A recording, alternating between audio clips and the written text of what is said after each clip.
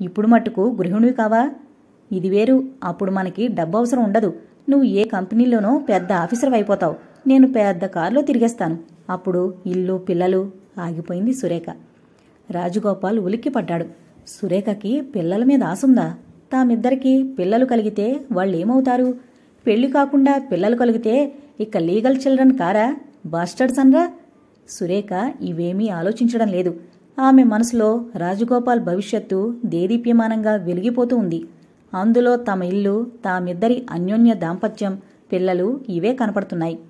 తాము పెళ్లి చేసుకోలేదు.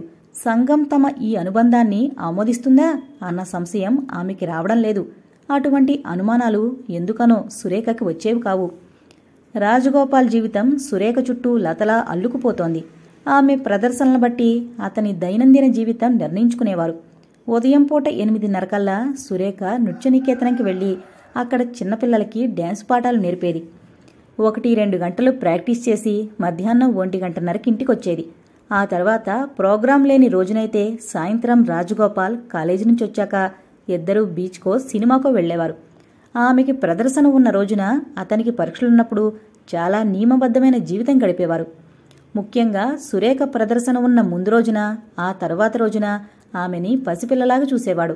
మానసికంగా ఆమెకి ఎటువంటి అలజడి లేకుండా, కోపం రాకుండా నవ్వుతూ ఉల్లాసంగా ఉంచేవాడు. సురేఖ మిగతా విషయాల్లో ఎంత సహృదయంతో ఉండేదో, తన డ్యాన్స్ గురించి ఎవరైనా విమర్శించినా, బాగాలేదని హేళన చేసినా అంత డిస్టర్బ్ అయ్యేది. చాలా ఉద్రేకపడిపోయేది. కోపం తెచ్చుకుని ఏడ్చేసేది. 1-2 సార్లు ఇటువంటి అనుభవం అయ్యాక రాజగోపాల్ సురేఖని హ్యూమర్ చేయడం, లాలించడం నేర్చుకున్నాడు. శారీరకంగా కూడా అతను సురేఖ పట్ల ప్రత్యేకమైన నిగ్రహం చూపాల్సొచ్చేది. కృష్ణవేణి విషయంలో నిర్లిప్తతగా ఉన్న రాజగోపాల్ దేహం సురేఖ విషయంలో తీరని కోరికతో ఆరాటపడేది. ఆమెని మాటిమాటికి తాకాలనిపించేది. తాకిన వెంటనే అతని దేహం వశం తప్పేది. ఒకసారి ప్రదర్శన మరునాడు అనగా రాజగోపాల్ సురేఖతో చాలా పొద్దుపోయేదాకా కబుర్లు చెప్పాడు. ఆ రాత్రి వారిద్దరూ తీవ్రమైన కాంక్షతో సన్నిహితులయ్యారు. అది దేహాల కలయిక అనిపించలేదు. 2 ఆత్మల సంయోగం అనుకున్నారు. ఇద్దరూ చాలా సంతోషంగా ఉన్నారు. చాలా అందంగా సూర్యోదయమైంది వారిద్దరికీ. అయితే ఆ సాయంత్రం ప్రదర్శనలో గురువుగారికి చాలా లోపాలు కనిపించాయి. ఇది ఆయన అంతరాంతరాల్లో నిగూఢమైన అసూయో లేక నృత్యంలో ఉండాల్సినంతటి ఎమోషనల్ హైట్స్ రాలేదో రాజగోపాల్కి తెలీదు. ఎందుకంటే అతను సురేఖ ప్రదర్శనలకి వెళ్లడం లేదు. అతను ప్రేక్షకుల్లో ఉండడం గురువుగారికి ఇష్టం లేదు. ఆ రాత్రి డ్యాన్స్ ప్రోగ్రాం అయిపోయాక గురువుగారు సురేఖని చాలా చివాట్లు వేశారు. ఒళ్ళు దగ్గర పెట్టుకుని ఉండమని ఎన్నిసార్లు చెప్పాను? నువ్వు ఆడదానివి కదూ, అంత బరిదెగించావా అరుస్తున్నారు గురువుగారు. సురేఖ భూమి బద్దలైపోవాలని, అందులో తాను మాయమైపోవాలని కోరుకుంది. తమ మధురమైన అనుభవాన్ని ఈయన ఇంత బట్టబయలుగా యాగి చేస్తున్నారే. నీకు జ్ఞానమైనా ఉండాలి, లేక పెద్దల మీద గౌరవమైనా ఉండాలి. ఈ రెండూ లేనివాళ్లు ఎందుకు కాకుండా పోతారు? సురేఖ మాట్లాడలేదు. మీరంతా మురుగు కాలంలో బతకండి, జంతువుల్లా ప్రవర్తించండి. అది మీ కర్మ. డ్యాన్స్కొచ్చేటప్పుడు మటుకు కొంత నిష్ఠా నియమం ఉండి ఉండాలి. అది కూడా పాటించలేని నీలాంటి మహాతల్లులు ప్రేక్షకుల ప్రాణాలు తీసి నాలాంటి వాళ్ల పేరు చెడగొడతారు. నువ్వు మర్యాదగా నియమబద్ధంగా బ్రతకలేకపోతే అతనితో చెప్పేస్తాను. పెట్టేబేడ సర్దుకుని వెళ్ళిపోమంటాను. ఆయన కరకరమన్న కంఠంతో అరుస్తున్నారు.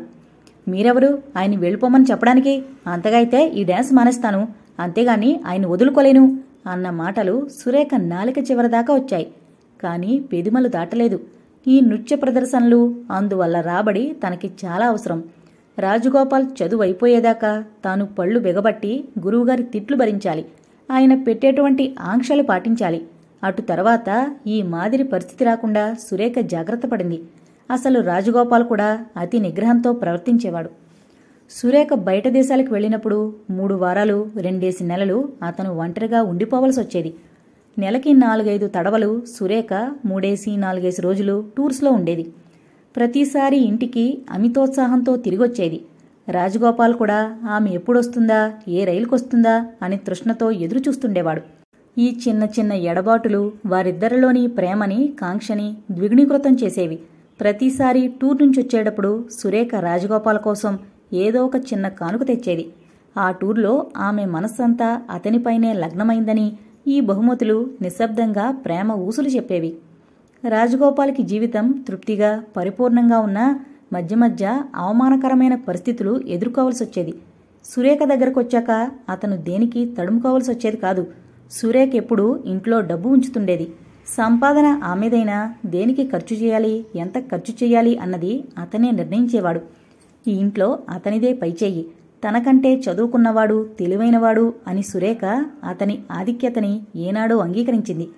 కాని ఎవరైనా అతిథులు, ముఖ్యంగా గురువుగారితో పాటు ప్రోగ్రామ్స్ ఫిక్స్ చేసుకునేందుకొచ్చిన పార్టీల ముందు రాజగోపాల్ పరిస్థితి తమాషాగా ఉండేది. సాధారణంగా ఇటువంటి వారిని తీసుకొస్తున్నానని గురువుగారు ముందే ఫోన్ చేసేవారు. ఈ మధ్యనే ఆయన సురేఖ పేరున ఫోన్ తెప్పించి పెట్టారు. ఒక్కోసారి ఫోన్ చేయకుండా వచ్చినప్పుడు ముందు గదిలో రాజగోపాల్ ఉండేవాడు.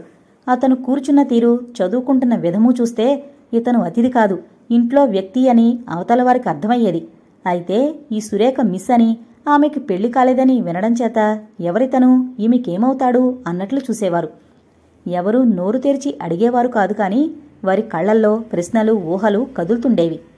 సురేఖ ప్రదర్శనను ఏర్పాటు చేయించిన పెళ్లి పెద్దలు, సాంస్కృతిక కార్యకర్తలు మద్రాసు వస్తే ఆ పరిచయం చేత ఈమింటికి వస్తుండేవారు. అలాంటి వారిని రావద్దు అని చెబితే బావుండదు. ఆ వచ్చిన వాళ్లు ఈ సురేఖ అందగత్తే, పెళ్లి కానిది, అందులోనూ వేదికనికి ప్రదర్శనిస్తోంది అన్న విషయం మరిచిపోయేవారు కాదు. ఒంటరిగా ఒక యువతి ఒక్క పని మనిషితో పాటు ఉంది అంటే ఇటువంటి అమూల్యమైన అవకాశం వదులుకోకూడదు అన్నట్లుండేవి వారి మాటలు. ఇలా చెప్పా చేయకుండా అతిథులొచ్చినప్పుడు సురేఖ వెంటనే గురువుగారికి ఫోన్ చేసేది. ఆయన ఇంట్లో లేకపోతే అక్కడ ఉన్న నికేతనంలోని స్టూడెంట్సో, పనివారో ఎవరో ఒకరొచ్చేవారు. లోపల గదిలో రాజగోపాలున్నా నికేతనం నుంచి ఎవరినో ఒకరిని పిలిపించుకునేది సురేఖ. ఇది కూడా గురువుగారి ఏర్పాట్లలో ఒకటి. అయితే ఆ సాయంత్రం గురువుగారు ఊళ్ళో లేరు. పైగా ఆదివారం. అనకాపల్ నుంచొచ్చిన అతిథి బుట్టనిండా మామిడిపళ్ళు పట్టుకొచ్చాడు. మనిషి మధ్యవయస్కుడు, బాగా ఉన్నవాడు. వాళ్ల చెల్లెలి పెళ్లి సురేఖ డాన్స్ పెట్టించాడు. ఆమె నృత్యాన్ని మెచ్చుకుని 800 ఖరీదు చేసే పట్టుచీర కానుకగా ఇచ్చాడు ప్రత్యేకం. అటువంటి మనిషి ఇంటికొచ్చినప్పుడు, అంత దూరం నుంచి పళ్లబుట్ట తీసుకొచ్చినప్పుడు కనీస మర్యాద చేయడం తన విధి అనుకుంది సురేఖ. పని మనిషి బజ్జీలు చేసింది. వేడివేడి బజ్జీలు తిని కాఫీ తాగి ఆ అతిథి కదల్లేదు. సాయంత్రం మునిమోపులోనికి చీకట్లోకి జారిపోయింది. 7 అయింది, 8 అయింది. అతిథి కదల్డు. అతను సురేఖ నృత్యాన్ని గురించి, ఆమె అభినయాన్ని గురించి పొగిడేస్తున్నాడు. రంభమంటున్నాడు, ఊర్వశి అంటున్నాడు. ఈ పొగడతలంతా ముందు గదిలో ఉన్న సురేఖ చెవులతో వింటోంది. ఆ వ్యక్తిని కళ్లతో చూస్తోంది. లోపల ఉన్న రాజగోపాల్కి ఈ పొగడతల విందు కంటకంగా ఉంది. ఈ మనిషి ఎంతసేపుంటాడు? ఈ రాత్రి వెళ్ళడా? ఇతన్ని ఎలా వదిలించుకోవాలి? ఆ మనిషి వచ్చేటప్పటికి రాజగోపాల్ లోపల గదిలో ఉన్నాడు. బయటికి రాలేదు. సాధారణంగా సురేఖ కోసం వచ్చేవారికి అతను కనపడ్డు. మీతో కొన్ని విషయాలు చెప్పాలనొచ్చాను అన్నాడతను. అల్లిబిల్లిగా పరిగెడుతున్న సంభాషణని ఒకదారికి తీసుకొద్దామన్నట్లు. అతని పేరు సర్వేశ్వరరావు. మా గురువుగారికి చెప్పండి. ఆయనే నాకు తల్లి, తండ్రి, సర్వస్వం ఆయనే. మీ డాన్స్ విషయం కాదు, ఇది మీ జీవితానికి సంబంధించిన విషయం. సురేఖ మాట్లాడలేదు. తల వంచుకుని చేతి గోళ్లవంక చూస్తోంది. మౌనం అర్ధాంగీకారంగా అలా తల వంచుకుని కూర్చోవడం స్నిగ్ధత్వానికి చిహ్నంగా తలచి సర్వేశ్వరరావు తానొక రాజకుమారుణ్ణన్న విశ్వాసంతో సంభాషణ ప్రారంభించాడు. మేము జమీందార్లం, మా నాన్నకు ఒక్కడే కొడుకుని అన్నాడు సర్వేశ్వరరావు. ఒక్క కొడుకునవడం చేత నేను పడ్డపాట్లు ఎవరికి చెప్పుకోను? మెడలు వంచి నన్నీ గదిలో దాక్కునే స్థితికి తీసుకొచ్చాయని ఈ సర్వేశ్వరరావుకి నా గోడు చెప్పుకోనా అనుకున్నాడు రాజగోపాల్. పుస్తకం మూసి ఇంకా ఏం చెబుతాడోనన్న కుతూహలం చేత. పెళ్లైన 4 ఏళ్లకే నా భార్య పోయింది. అది ఉండి నేను సుఖపడింది లేదనుకోండి ఆగాడు సర్వేశ్వరరావు. ఈ సురేఖ నొసట అంతా రెండో పెళ్లి వాళ్లే రాసిపెట్టారు కాబోలు.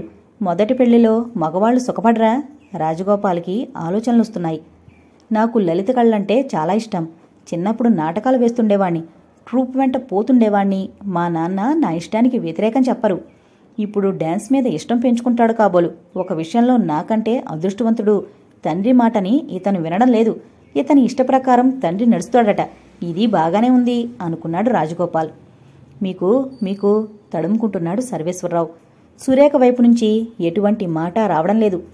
పెళ్లి చేసుకున్నందువల్ల మీ నాట్యానికి అడ్డు తగులుతుంది అనుకోకండి. అందుకెటువంటి ఇబ్బంది ఉండదు. నేనే కాదు, మా వాళ్లెవరూ ఆగాడు. ఆ మానవుడు ఇంతసేపటికి అసలు విషయం బయటపెట్టాడు. సురేఖ ఏం చెబుతోందో, ఈ పరిస్థితుల నుంచి ఎలా తప్పించుకుంటుందో వినాలని కుతూహలంగా ఉంది రాజగోపాల్కి. సర్వేశ్వరరావు సురేఖ పక్కన చతికిలబడి ప్రేమ ఒలకబోస్తాడా? అప్పుడు తనేం చెయ్యాలి? విలన్లాగా ముందు గదిలో కడుగు పెట్టాలా? వెనక వైపు నుంచి వీధి వైపుకు వెళ్ళి అప్పుడే వస్తున్నట్లు ముందు గదిలోకి వెళితే అప్పుడు సురేఖ తనని ఏమని పరిచయం చేస్తుంది? రాత్రి 8:30 వేళ వస్తున్న ఈ స్నేహితుణ్ణి చూసి ఆ సర్వేశ్వరరావు ఏమనుకుంటాడు? సురేఖ తేలిగ్గా లభ్యమవుతుంది, పెళ్లి కూడా అక్కర్లేదనుకుంటాడా? రాజగోపాల్కి ఒకవైపు నవ్వు, మరోవైపు కోపం వస్తోంది. ఇంతలోనే సురేఖ కంఠం. ఆమె కంఠం దృఢంగానూ శాంతంగానూ కాస్త బిగ్గరగా కూడా ఉంది. నా విషయంలో మీరు పొరబడ్డారు. చాలామందికి నా అసలు పరిస్థితి తెలీదు, అంచేత నాకు పెళ్లి కాలేదనుకుంటారు. రాజగోపాల్ ఊపిరి బిగబట్టుకుని వింటున్నాడు. నాకు చిన్నప్పుడే మా మామతో పెళ్ళయింది. మా వాళ్ళు చాలా పూర్వకాలం వాళ్ళు. 8 ఏళ్లు రాకుండా పెళ్లి చేశారు. ఆ సర్వేశ్వరరావు ముఖం ఎలా ఉందో చూడాలని ఉంది. పెళ్ళైన ఏడాదికే మా మామయ్య కోపం వచ్చి పారిపోయాడు. మిలిటరీలో చేరాడని, ఏదో ఆశ్రమంలో ఉన్నాడని. ఎప్పుడో జరిగిన పెళ్లికి మీరు ప్రాధాన్యం ఇవ్వకూడదు. సర్వేశ్వరరావు కంఠం. కానీ మా అమ్మగారు చేతిలో చెయ్యి వేయించుకున్నారండి. మా మామ తిరిగొచ్చేదాకా నేనెవర్నీ పెళ్లి చేసుకోనని. డెత్ బెడ్ మీద మా అమ్మకు మాటిచ్చాను. తమ్ముడి కోసం కలవరించి మా అమ్మ ప్రాణాలు విడిచింది. సురేఖ కంఠం విచారంగా ఉంది. నర్తకి కదూ, కన్నీళ్లు కూడా తళతళమనుంటాయి ఆ ట్యూబ్లైట్ కాంతిలో అనుకున్నాడు రాజగోపాల్. సర్వేశ్వరరావు మరో పావుగంట కూర్చుని బహుశా హతాశుడై వెళ్లిపోయాడు. అతను వెళ్ళాక బయటకొచ్చిన రాజగోపాల్ పొట్ట చేతపుచ్చుకుని పకపకా నవ్వాడు. నవ్వి కడుపు నొప్పి కూడా వచ్చిందతనికి. కాని సురేఖ అతనితో పాటు కలిసి నవ్వలేకపోయింది. గోపి, నువ్వు వెనక గదిలో ఉండడం చేత అంత ధైర్యంగా కథల్ని చెప్పాను. లేకపోతే ఏమైపోదును? ఇంకా ఎన్నాళ్ళు మనకి చాటుమాటు బతుకు? నువ్వు చెప్పు అడిగింది. దానికి బదులు చెప్పలేకపోయాడు రాజగోపాల్. మరో ఏడాదికి చదువు పూర్తవుతుంది. రాజగోపాల్ MBA కూడా అయిపోతాడు అని పళ్ళు బిగబట్టుకుని నాట్య ప్రదర్శనలకి వెళ్ళొస్తోంది. అతను మద్రాసు వచ్చేసి 4 ఏళ్లవుతోంది. ఈ మధ్యకాలంలో అతని తండ్రి వైపు నుంచి గాని భార్య వైపు నుంచి గాని ఉత్తరాలు లేవు. ఎవరూ ఇటువైపులకి తొంగి చూడలేదు. గురువుగారు, నృత్యనికేతనంతో పరిచయం ఉన్నవారు, అక్కడి స్టూడెంట్సు రాజగోపాల్ని సురేఖ మనిషిగా యాక్సెప్ట్ చేశారు. వాళ్ళిద్దరి గురించి రహస్యంగా మాట్లాడుకునే స్టేజ్ కూడా దాటిపోయారు. అతను తమలో ఒకడన్న స్థితికొచ్చారు. నృత్యనికేతనం తప్పించి సురేఖకి సోషల్ లైఫ్ ఉండేది కాదు. ఆమె ఎవరిళ్లకు వెళ్లేది కాదు. ముఖ్యంగా మామూలు కుటుంబాలతో స్నేహం ఉండేది కాదు. ఎంతకీ ఆమెని ఒక నృత్యకారిణిగా పరిచయం చేసుకుని గౌరవించేవారు తప్ప ఇళ్లకి పిలిచేవారు కాదు. ఒక్కోసారి సురేఖకి కష్టంగా ఉండేది. తనని రాజగోపాల్ని కలిపి ఎవరూ ఎందుకు పిలవరు అని కచ్చగా ఉండేది. అయితే తన ఇంటికి వచ్చిన వాళ్ళని రాజగోపాల్ని పరిచయం చేయడం లేదు. ఎవరొచ్చినా అతను వెనక గదిలో బెడ్రూంలో ఉండిపోతున్నాడన్నది ఆమెకి జ్ఞాపకం వచ్చేది కాదు. తను ధైర్యంగా ఇతను నా మనిషి అని ఎందుకు పరిచయం చేయలేకపోతోంది? అవతల వాళ్లు చులకనగా చూస్తారని భయమా? లేక నర్తకిగా తన గ్లామర్ తగ్గిపోతుందన్న సంశయమా? గురువుగారికి కోపం వస్తుందన్న భీత? ఇవేమీ సురేఖ విశదంగా ఆలోచించలేకుండా ఉంది. ఒక్కోసారి విపరీతమైన ఉద్రేకం తెచ్చుకుని పెద్దగా ఏడుస్తుండేది. చుట్టూ వాళ్లు తామిద్దరి పట్ల కఠినంగా ఉన్నారన్నట్లు.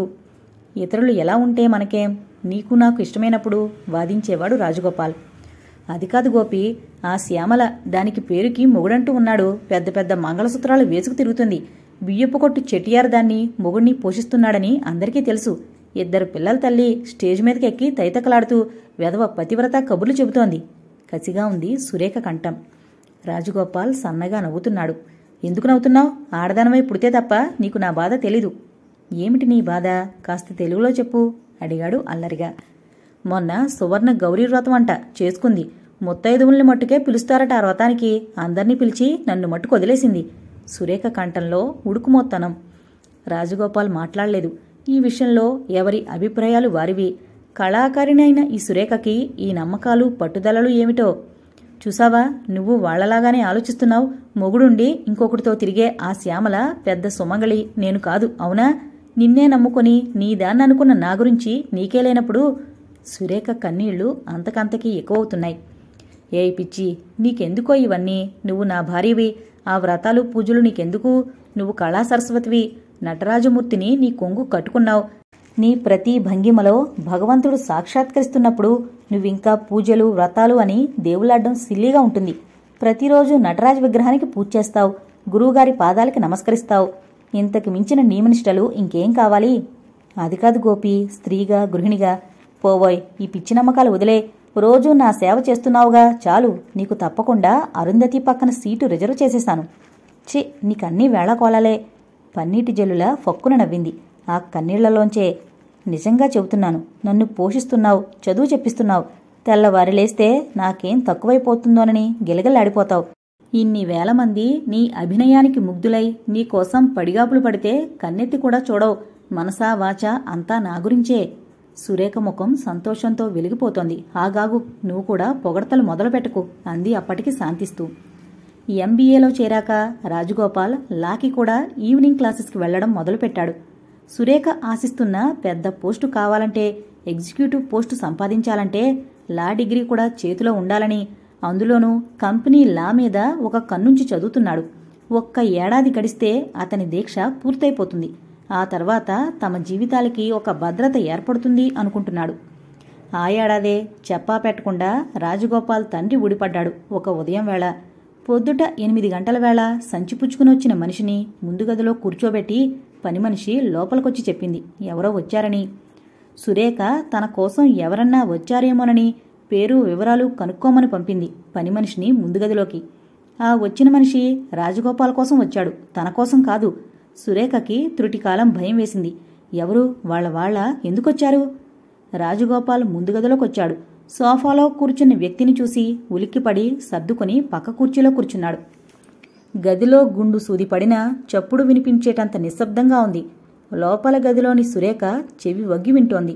5 నిమిషాలు నిశ్శబ్దం తర్వాత, నీకు మాట్లాడడానికి విషయం లేకపోయినా నేను ఆడపిల్ల తండ్రిని. ఆ వచ్చిన వ్యక్తి గోపి మామగారా లేక తండ్రా? ఎవరై ఉంటారో ఊహించుకునేందుకు మదనపడుతోంది సురేఖ. నీ చెల్లెలి పెళ్లి కుదిరింది. రాజగోపాల్ నిశ్శబ్దంగా వింటున్నాడు. గదిలోని సురేఖకి ఈ వచ్చినతను రాజగోపాల్ తండ్రి అని అర్థమైంది. కట్నం 10,000. ఈ కట్నం అన్న పేరు ఎన్నిసార్లు విన్నాడు. ఈ కట్నం అన్న పిశాచి ఎన్ని జీవితాల్ని బలిగొంటుంది, ఎందరి జీవితాల్ని నాశనం చేస్తుంది, ఎంతమంది ఆత్మగౌరవాన్ని నలిపేస్తుంది ఆలోచిస్తున్నాడు రాజగోపాల్. చాలా చోట్ల ప్రయత్నించాను. పొలం తాకట్టు పెట్టుకునేవాళ్లు లేరు. ఇల్లు తాకట్టు పెడితే దాన్ని విడిపించుకోలేను. అవునవును, అందులో మీరంతా ఆఖరి రోజులు గడపాలి కదూ.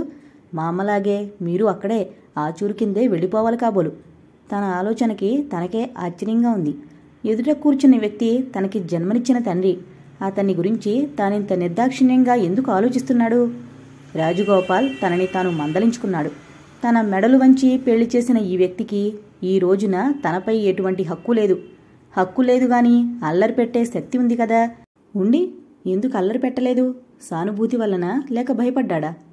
ఏం కావాలి? నోరు విప్పి అడిగాడు రాజగోపాల్. ఒక్క 5,000 సర్దితే మిగతావన్నీ సమకూరాయి. కట్నంలో 5,000 పోడాలి. ఎల్లుండి డ్రాఫ్ట్ పంపుతాను అంటూ లేచాడు రాజగోపాల్. తండ్రి లేచాడు సోఫాలోంచి. రాజగోపాల్ ఆయన్ని ఉండమనలేదు, కాఫీ కూడా ఇవ్వలేదు. బయట గదిలోంచే ఆయన వెళ్ళిపోయాడు. ఆ 3వ రోజున 5,000 పంపాడు రాజగోపాల్. సురేఖ దాచిపెడుతున్న డబ్బులోంచి 5,000 తీసి పంపాడు. సురేఖ ఎవరికి అని అడగలేదు, ఎందుకు పంపుతున్నావని ప్రశ్నించలేదు.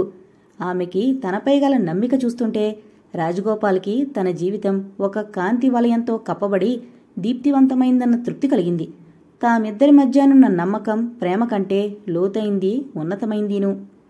4వ చెల్లి పెళ్లికి రాజగోపాల్ వెళ్లలేదు. అతని పేరొచ్చిన శుభలేఖ అలా టేబుల్ మీద పడేశాడు. అతను ప్రయాణం అవలేదు. సురేఖ వెళతావా అని అడగనూలేదు. అయితే ఆడబడుచు పెళ్లికి కృష్ణవేణి ఆమె తల్లిదండ్రులు కూడా వచ్చారు. రాజగోపాల్ 3వ చెల్లెలు పెళ్లి చేసుకోనని ఉద్యోగం చేస్తోంది. 4వ అమ్మాయి పెళ్లి. ఈ పెళ్లికి రమ్మని మామగారు స్వయంగా వచ్చి పిలిచారు. అంచేత కృష్ణవేణి 5-6 ఏళ్ల సీతను తీసుకొచ్చింది. సీతని తోడి పెళ్లి కూతుని చేశారు. తాతగారు మా అమ్మ ఎత్తుకుని దగ్గరకు తీసుకోబోయారు. కాని సీత వీళ్ళెవ్వరి దగ్గరకు వెళ్లలేదు. తన తాతగారిని అమ్మమ్మని పట్టుకూర్చింది. చిన్నపిల్ల సీత చాలా పెంకిదని, అది ఏడ్చి రాగాలు పెట్టి కిందపడి దొర్లి కావలసింది సాధించుకుంటుందని అనుకున్నారు పెళ్లిలో దాని ఏడుపు చూసి. ఈ పిల్ల ఇలా రణపెంకిగా అవడం తాత అమ్మమ్మల గారాబమని, తల్లి పిల్లని ప్రేమగా చూడదని, తండ్రి ప్రేమ కరువయ్యి ఇలా తయారైందని అందరూ సర్దుకున్నారు. ఎవరు ఎలా అనుకున్నా పెళ్లి బాజాల మధ్య సీత ఆ 2 రోజులు దేనికో ఒకదానికి ఏడుస్తూనే గడిపింది. ఎవరి దగ్గరకు రాలేదు. ఆఖరికి ఇష్టం లేనప్పుడు తలలో పూలు పెట్టినా సరే అవి పీకేసి నేలకేసి కొట్టి రక్కి గిచ్చి ఏడ్చేది.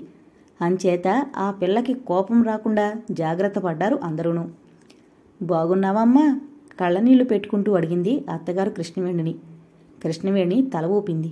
బాగు అంటే ఏమిటి? ఆరోగ్యమా? తను చిరున చేదకుండా శుభ్రంగా ఉంది. మనసా? అది చచ్చిపోయి 6 ఏళ్లయింది. తన ప్రమేయం ఏమీ లేకుండా ఈ కుటుంబంలోని వ్యక్తి చేత మెడలో మంగళసూత్రాలు కట్టించుకుంది. అతని వల్ల ఒక పిల్లని కంది. అంతే తనకి ఇంటితో సంబంధం. పెళ్ళైన 3 నిద్రలప్పుడు మట్టుకు ఓ 3 రోజులు, ఆ తర్వాత ఆడపడుచుల పెళ్లిలోనూ తప్ప ఈ ఇంట్లో తను ఒక 10 రోజులు కూడా ఉండలేదు. కొత్త కాపురానికి తన భర్త మామగారు వెంట వచ్చింది. అందుచేత అత్తగారి దగ్గర, ఆడపడుచుల దగ్గర కృష్ణవేణికి అంత చనువు లేదు. ఈ 4 ఏళ్ల నుంచి తను పుట్టింట్లో ఉంది. ఈ వైపుకి రాలేదు, ఈ ఇంటికే రాలేదు. వాడు ఎలాగూ మమ్మల్ని నట్టేట్లో ముంచాడు, నువ్వన్నారా అని మామగారు 2-3 సార్లు పిలిచారు. అయినా కృష్ణవేణి రాలేదు. నట్టేట్లో ముంచాడు అంటూనే మామగారు 5,000 భర్త నుంచి తెచ్చుకున్నట్లు కృష్ణవేణి చెవులబడింది. మామగారు చెప్పలేదు, అత్తగారు చెప్పింది. కట్నం డబ్బు తక్కువైతే వెళ్ళి అడిగితే 5,000 ఇచ్చాడని. ఆయన వస్తాడా? ఈ పెళ్లికొస్తాడా? వస్తే బాగుండునని మనసులో ఆశగా ఉంది. కృష్ణవేణికి మళ్లీ రాకూడదని ఉంది. అతను గనక ఈ పెళ్లికొస్తే తానొక్కదాని పట్ల ద్వేషమని, ఈ కుటుంబంతో పేచీ లేదని నిర్ధారణ అయిపోతుంది. తను ఏం చేసిందని ఇంత ద్వేషం? కట్నం కోసం పెళ్లి చేసుకుని తనని ద్వేషించడం అన్యాయం కాదా? వస్తారా? వచ్చి తనని పలకరిస్తారా? సీతని పిలిచి ఎత్తుకుంటారా? పెళ్లి సుముహూర్తం దాకా కృష్ణవేణి మనసు ద్వైతీభావంతో ఊగిసలాడుతూనే ఉంది. వస్తే తామిద్దరూ ఎలా ప్రవర్తిస్తారో అని ఇంతమంది 1000 కళ్లతో కనిపెడతారు. తను వెళ్లి కాళ్లు పట్టుకుని ఏడ్చి వెంట వస్తానని ప్రాధేయపడాలని ఎదురుచూస్తారు. తనకి జరిగిపోతున్న అన్యాయానికి తీర్పు చెప్పడానికన్నట్లు ఆయన ముందు తన మనోవ్యధని ఏకరువు పెడతారు. అప్పుడు తను అతని వెంట వెళ్ళాలి అని ఎక్స్పెక్ట్ చేస్తారు. తాను వెళ్ళదు, ఏమైనా సరే వెళ్ళదు. ఒక పక్క పెళ్లి హడావిడి, మరోవైపున బంధువులందరూ తనపై కురిపించే సానుభూతి. ఈ రెండింటితో కృష్ణవేణి లోపల మదన పడిపోతుంది. అతను వస్తాడో రాడోనన్న సంశయంతో గిలగిల్లాడిపోతోంది. రాజగోపాల్ పెళ్లికి రాలేదు, లగ్నం వేళకి రాలేదు. ఆ రోజు రైలు స్టేషన్లో ఆగింది, వెళ్ళిపోయింది. అతను రాలేదు. హమ్మయ్యా అని గాలి పీల్చుకుంది కృష్ణవేణి. కాని ఆ క్షణం నుంచి ఇంట్లో వారు, బంధువులు, ఇంటికైనవాడు, ఒక్కగానొక్క కొడుకు, పెద్దవాడు పెళ్లికి రాలేదని రకరకాల విమర్శిస్తూ ఉంటే కృష్ణవేణికి కోపంగా ఉంది. ఎదురుగుండాలేని ఒక వ్యక్తిని దూషించడం ఏం న్యాయం? ఎదురుగుండా ఉండి అవతల వ్యక్తి విమర్శకి బదులు ఇవ్వగలిగినప్పుడు ఎన్ని మాటలైనా అనొచ్చు. ఒక మనిషి అక్కడ లేనప్పుడు అనడం న్యాయం కాదు. పెళ్లిలో బంధువులంతా మీ ఆయన రాలేదా, పెద్ద కొడుకు రాలేదా అంటూ ఆశ్చర్యం ప్రకటించారే తప్ప ఆఖరికి మామగారు, ఆడపడుచులు కూడా కృష్ణవేణిని నువ్వెలా బతుకుతున్నావు, నీకెలా కాలక్షేపం అవుతోంది అని అడగలేదు. భర్త వదిలేసిన స్త్రీ అలా నిస్సారంగా ఆ పరారి అయిన మొగుణ్ణి తలుచుకుని బ్రతకాలి అన్నట్లుగా వాళ్ల దృక్పథం. అంతేగాని ఎవరూ నీ భవిష్యత్ ఏమిటి, నీ పిల్ల భవిష్యత్ ఏమిటి అని ప్రశ్నించలేదు. అత్తవారింట్లో వారి ఈ దృక్పథం కృష్ణవేణికి కోపం తెప్పించింది. తనకి తండ్రి అండ లేకపోతే ఈ ఇంట్లో పడి ఉండి అందరికీ చాకరీ చెయ్యాల్సొచ్చుండేది. అంతేనా? పెళ్ళంటే చేసిన పెళ్లి సుఖప్రదంగా కాకపోతే ఆడదాని విషయం ఎవరికి అక్కర్లేద్దా? కోడల్ని, మనవరాల్ని కొన్నాళ్ళిక్కడ ఉంచండి అడిగాడు ఆనందరావు పెళ్లివారితో పాటు ప్రయాణమవుతున్న వియ్యంకుని చూసి. తండ్రి కృష్ణవేణి వంక ఏమంటావు అన్నట్టు చూశాడు. సీతకి పరీక్షలు, దాని చదువు చెడిపోతోంది అంది కృష్ణవేణి. చిన్నపిల్లకి చదివేమిటి, అది బొత్తిగా మమ్మల్ని మర్చిపోయింది. తండ్రి వైపు బంధువులున్నారని దానికి మట్టుకు తెలియద్దా అడుగుతున్నాడు ఆనందరావు. తెలిసి ప్రయోజనం? ప్రశ్నించింది కృష్ణవేణి సూటిగా. అన్నింటికీ ప్రయోజనం వెతికితే అలా? రక్తస్పర్శ, ప్రేమ వీటికి ఆగిపోయాడాయన కృష్ణవేణి కళ్ళవంక చూసి. రక్తస్పర్శకు ప్రయోజనం లేదా? లేకేం, దాని ఖరీదు 20,000. ఆ మాట పైకనలేక ఊరుకుంది కృష్ణవేణి. అక్కడ ఆర్ఫనేజ్లో పిల్లలకి పరీక్షలు, దగ్గర ఉండకపోతే సరిగ్గా చదవరు, నేను వచ్చేస్తానానా అంది మామగారితో సూటిగా మాట్లాడడం ఇష్టం లేనట్టు. ఆ ఇంటికి చుట్టంలాగొచ్చి చుట్టంలాగానే ప్రయాణమైంది కృష్ణవేణి. ఆమెని పట్ట బలవంతాన ఆపడానికి ఎవరికీ ధైర్యం లేకపోయింది. వాళ్లంతా బలవంత పెడుతున్నప్పుడు ఇంకో రోజైనా ఉంటే బాగుండేది. అమ్మా నేను వచ్చేసినా నువ్వు1-2 రోజులుంటావనుకున్నాను. ఉండి చేసేదేముంది? ఇంటి కోడలివి, మరీ ముఖం మీద కొట్టినట్లు. కందలేని దురద కత్తిపేట కని నా పనలా ఉంది. కొడుకు రాకపోతే నోరు మూసుకుని ఊరుకున్నారు, మధ్య నేనెందుకుండాలి? అసలు నాకు వాళ్ళకి సంబంధమేమిటి? లేదు అనుకుంటే పోతుందా? పోలేదా? ఛాలెంజ్ చేస్తున్నట్లు అడిగింది. తన భర్త ఏమీ సంబంధం లేనట్లు చెల్లెలి పెళ్లికి రాలేదు. ఏం చేశారు? నోరెత్తకుండా ఊరుకున్నారు. కృష్ణవేణిలో పూర్వపు మెత్తదనం, సాధు స్వభావం తగ్గాయి. మనసులో మాట పేడిలని పైకనడం అలవాటు చేసుకుంది. ఆమె నోరికి తల్లి తండ్రి కూడా భయపడుతున్నారు. ఆర్ఫనేజ్ నిర్వహణలో తలమునకలుగా దూరిపోయింది ఆమె. రాజారావు గారు రోజూ శరణాలయానికి వెళ్లడం తగ్గించేశారు. అక్కడ పిల్లల సంఖ్య కూడా రెట్టింపయింది. ఈ 4 ఏళ్లలో ఆర్ఫనేజ్ వ్యవహారాలు, గ్రాంటులు అన్నీ కృష్ణవేణే చూసుకుంటోంది. ఉదయం వెళితే సాయంత్రం గాని ఇంటికొచ్చేది కాదు. పిల్లలకి పాఠాలు చెప్పడం, అకౌంట్స్ తనిఖీ, వాళ్ల భోజనాలు అన్నీ స్వయంగా చూస్తోంది. ఆమె కడుపున పుట్టిన కూతురు అమ్మమ్మ పాలనలో పెరుగుతుంటే తల్లిదండ్రులు ఎరగని అనాథ శిశువులు 60 మందికి తాను తల్లయ్యి సేవ చేస్తోంది. చెల్లెలి పెళ్లైన 6 నెలలకి రాజగోపాల్కి ప్రొడక్షన్ అసిస్టెంట్ మేనేజర్గా ఉద్యోగం వచ్చింది. సహజంగా మాటకారి, 3 డిగ్రీలు చేతిలో ఉండడం చేతను, వెనక సురేఖ పుల్ చేతను అతనికి పెద్ద మొత్తం మీదనే ఉద్యోగం వచ్చింది. నెలకి 1500 జీతంతో ఆరంభించారు. మొదటి నెల జీతం అందుకున్నాక రాజగోపాల్ బజార్కెళ్ళి బంగారు కొట్లో 2 మంగళసూత్రాలు కొనుక్కొచ్చాడు.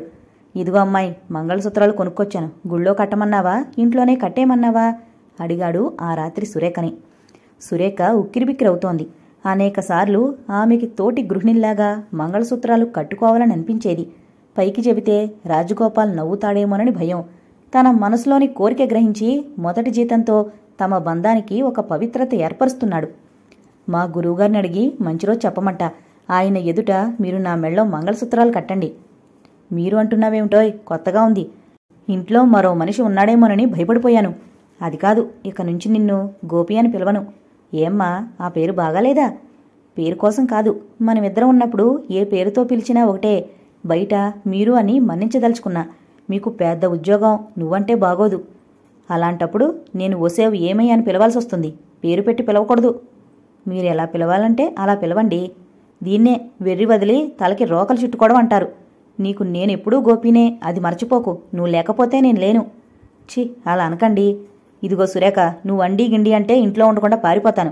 నన్ను గోపి అని పిలిస్తేనే పలుకుతా. అండీలు లాభం లేదు. సర్లే, రేపు గురువుగారితో చెబుతాను. ఏమని? మంచి రోజు ఏమిటో చెప్పండి, మా గోపి నన్ను పెళ్లి చేసుకుంటాడట అని నవ్వుతూ చెప్పింది సురేఖ. సురేఖ, 1 సంవత్సరం ఆగు, ఒక పాపాయిని కూడా కనేసి ఏకంగా పెళ్లి చేసుకుందాం అన్నాడు గోపి అల్లరిగా. అన్న మరుక్షణం నాలిక కరుచుకున్నాడు. సురేఖకి పిల్లలు కావాలని చాలా మక్కువగా ఉందని అతనికి తెలుసు. పిల్లలు అంటే ఆమె కళా జీవితాన్ని తాను నాశనం చేసినవాడవుతాడు. తన కోసం 6 ఏళ్లు శ్రమించింది. 1 చీర కూడా స్వంతానికి కొనుక్కోకుండా అతి పొదుపుగా తన అవసరాలు గడుపుకునేది. టూర్స్కు వెళితే అందరూ అప్పులు చేసి సామాన్లు కొనుక్కుంటే సురేఖ తనకి బహుమతిగా ఏదో వస్తువు తేవడం తప్ప స్వంతానికి ఏమీ కొనుక్కునేది కాదు. అప్పుడే పిల్లలు అంటే తాము సుఖంగా హాయిగా ఉండడానికి అవదు. సురేఖ ఇంకా నృత్యం చెయ్యాలి, ఇంకా పేరు తెచ్చుకోవాలి. గోపి, నాకు నిజంగా 3 పిల్లలు కావాలి అంది సురేఖ సీరియస్గా ముఖం పెట్టి. అదేమిటి, ఫ్యామిలీ ప్లానింగ్ వాళ్ళ ప్రాపగాండంలాగా 2 లేక 3 అంటున్నావు? నిజంగానే 2 అబ్బాయిలు 1 అమ్మాయి. చూద్దాంలే అన్నాడు అదేదో చాలా చిన్న విషయంలాగా ముఖం పెట్టి. రేపు పొద్దుటే లేచి గురువుగారి దగ్గరికెళ్ళి ఆయనకి నమస్కారం చేసి నువ్వు పెళ్లి చేసుకోబోతున్నావని చెబుతాను. ఎవరిని? నన్ను. అమ్మయ్యా, ఇంకా ఎవరినో అనుకున్నా. పాపం ఆశ, 2 చేసుకున్నావు, చాలదు కాబోలు. రాజగోపాల్ ఉలిక్కిపడ్డాడు. అవును, తనకి లేగలగా ఇదివరకే పెళ్ళయింది. ఈ పెళ్లి చట్టం దృష్టిలో చెల్లదు. సురేఖ తృప్తి కోసం తను మంగళసూత్రం కడతానన్నాడే తప్ప ఇది న్యాయసమ్మతమైన పెళ్లి కాదు. సురేఖ చట్ట ప్రకారం తనకి భార్య కావాలంటే కృష్ణవేణికి విడాకులివ్వాలి. ఆ విడాకులకి ఆమె సమ్మతిస్తుందా? 1 పిల్ల కూడా ఉంది. ఎవ్వను అంటే తనేం చేస్తాడు? రాజగోపాల్ వీటన్నింటినీ లోతుగా ఆలోచించదలుచుకోలేదు. సురేఖని గట్టిగా గుండెలు కదుముకున్నాడు. ఆమె ఎక్కడికి పారిపోతోందో అన్నంత భయంగా దగ్గరకు లాక్కున్నాడు. హఠాత్తుగా ఇతను ఎందుకిలా నిశ్శబ్దమైపోయాడు? తనకి ఊపిరాడకుండా ఎందుకిలా చేస్తున్నాడు? సురేఖకి బోధపడలేదు. ఆమెకి ప్రతిసారి అతని స్పర్శ ఆనందాన్నిస్తూనే ఉంటుంది. ఇతని మాటలు విసుగనిపించవు. అతని స్పర్శ ప్రతిసారి కొత్తగా ఉంటుంది. తమ ఇద్దరి మధ్య గాలి కూడా చొరబడకూడదన్నట్లు అతన్ని గట్టిగా ఒత్తుకుంది సురేఖ.